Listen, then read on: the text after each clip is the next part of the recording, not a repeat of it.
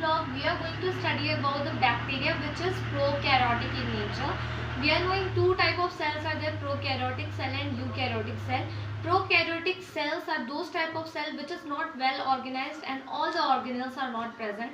So that is a primitive type of cell, whereas eukaryotic cells are the cells which is having properly well organized cell, and that is also having cell membrane bound organelles. Thus all the membranes which are present, all organelles which are present, that is having proper membrane within them, and all the organelles are present. So in this way, prokaryotic, eukaryotic is there. You know very well the difference between them.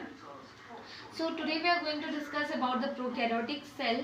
So prokaryotic cell, that is the bacteria. So bacteria here can be categorized into two types on the basis of staining. Student, whatever we need to see under the microscope, that need to be stained with the methylene blue or safranin. These two are the stain which is used to stain the object, or we can say the things which has to be viewed under the microscope, then only it is visible. Okay, so these stains are used to stain this bacteria also before it is viewed under the microscope.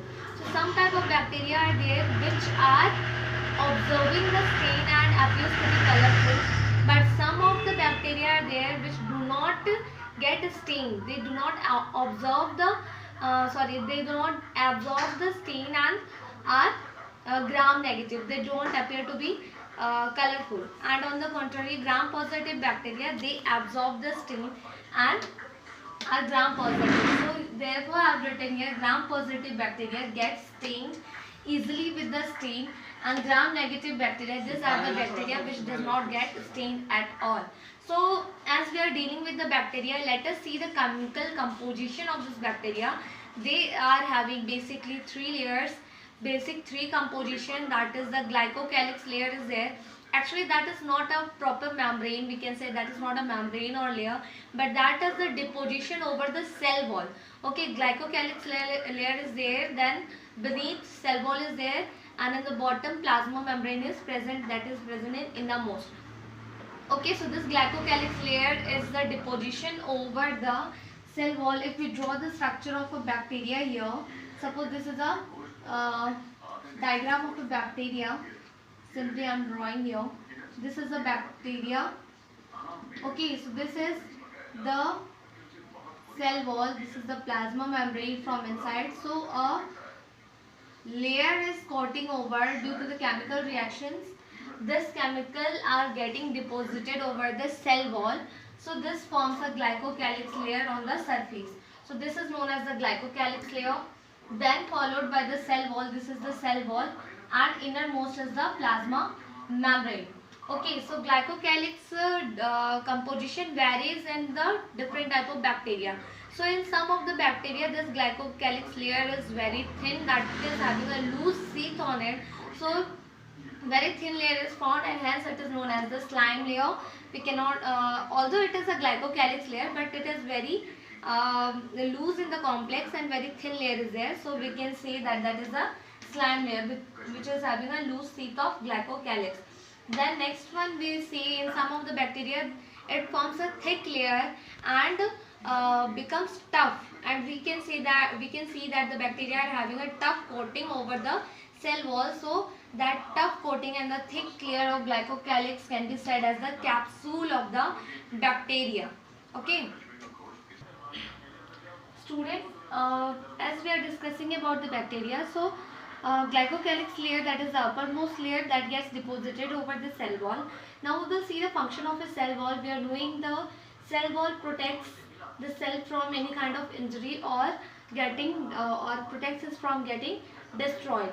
And also the cell is rigid in nature and is tough. Cell wall is tough and rigid. So it is providing structural support to the cell as well as it gives a shape to the cell. So cell wall determines the shape of the cell and protects the cell. Okay, now next comes the plasma membrane, which is the innermost.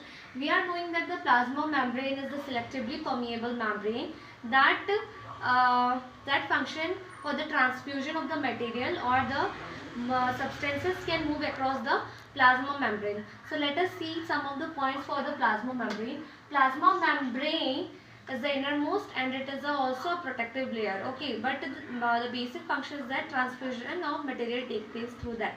And another thing that it is having an extension. Plasma membrane, the bacteria is having an extension membrane within that, and that extension membrane is formed, that is known as a mesosome. The term is here mesosome, and this mesosome can be in the form of vesicles, maybe in the form of tubules, maybe in the form of lamella. Next is that mesosomes helps in various functioning of the cell, just like it is responsible for the formation of cell wall, and also it is helpful in the DNA replication. You know DNA replication, that DNA gets unwind and gets separated into a two strand, and new strand is being synthesized. That is known as the DNA replication. And it is also helping in the cell division. That means the nuclear division is there, or we can say a complete cell division will be there after the division of the genetic material.